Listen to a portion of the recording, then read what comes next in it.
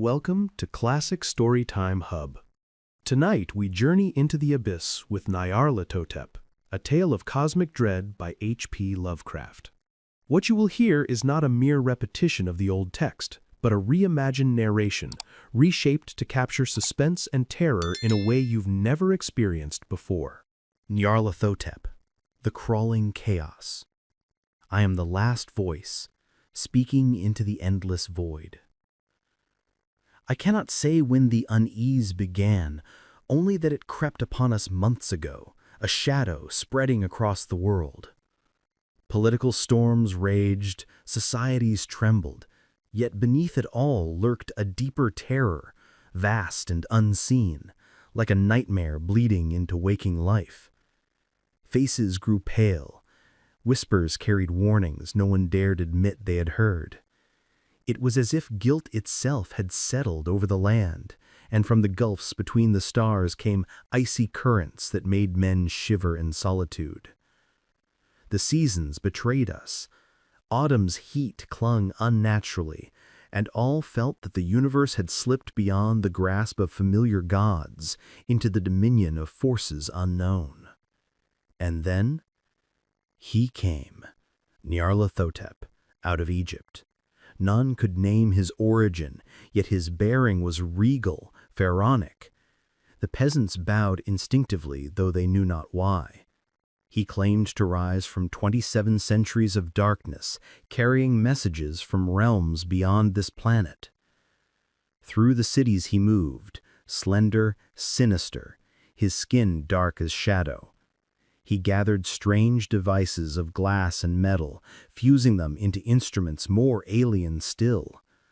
He spoke of sciences, electricity, psychology, and his demonstrations left audiences speechless, his fame swelling like a storm.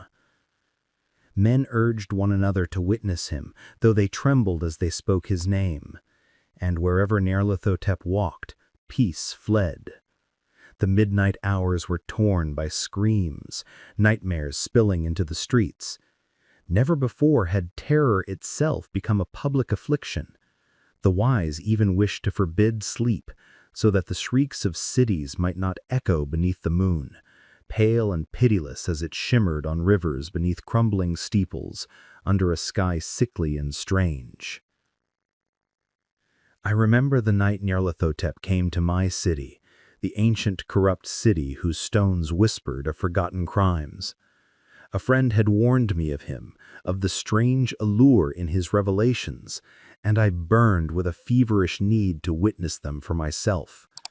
He spoke of visions beyond imagination, of prophecies cast upon a screen in darkness, and of sparks that stole something unseen from men, something that lingered only in their eyes. Rumors spread that those who followed Nyarlathotep beheld sights hidden from all others. It was a suffocating autumn night when I joined the restless crowds, climbing endless stairs into a choking chamber. Shadows flickered across the screen, hooded figures among ruins, yellow faces leering from behind toppled monuments. I saw the world itself locked in battle against a tide of blackness, waves of destruction surging from the abyss of space, swirling around a dying sun. Sparks danced above the audience, hair bristled, and grotesque shapes squatted upon our heads like living nightmares. I, colder and more rational than the rest, muttered of imposture, of static tricks, but Nyarlathotep drove us out, down the dizzy stairways into the deserted midnight streets. I shouted that I was not afraid, that I could never be afraid, and others screamed with me, desperate for comfort. We swore the city was unchanged, still alive, and cursed the failing electric lights as they flickered.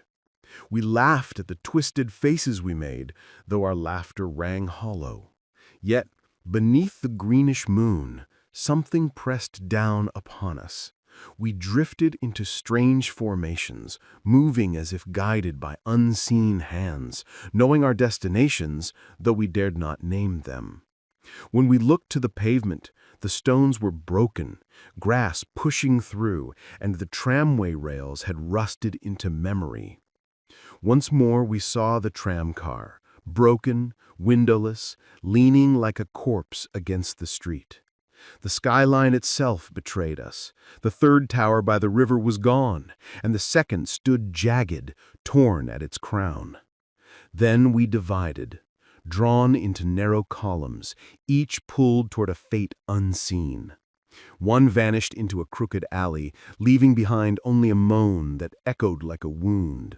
Another descended into a weed-choked subway, their laughter twisting into madness.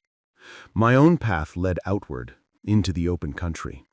The air grew colder, unnatural, not of autumn, and on the moor the moonlight revealed snows that should not exist. They glittered with a malign glow, swept aside toward a single abyss, a gulf darker than its shimmering walls. Our column thinned as it drifted dreamlike into that chasm. I lingered, trembling, for the rift was dreadful, and I thought I heard a wail reverberating from within. Yet resistance was futile. Drawn by unseen hands, I floated between colossal drifts, afraid, into the vortex of the unimaginable. There, creation itself writhed. I was hurled past midnights of decay, past worlds long dead whose cities festered like sores. Winds from charnel vaults brushed the pallid stars, making them flicker low. Beyond, monstrous ghosts loomed, half-seen temples rising from nameless rocks, stretching into dizzy voids above light and darkness alike. And through that graveyard of the universe came the sound. Drums pounding in muffled frenzy, flutes whining in blasphemous monotony, echoing from chambers beyond time. To that detestable rhythm, the ultimate gods danced, vast, tenebrous, grotesque, blind, voiceless, mindless gargoyles, and at their heart, the soul of Nyarlathotep. And thus the story ended. If you liked this journey into the worlds of classic literature, do not forget to support us by subscribing so we can tell you more. And hey, if there's a classic tale you'd love to hear told in this suspenseful style, drop its name in the comments below. Your suggestion might be our next chilling adventure.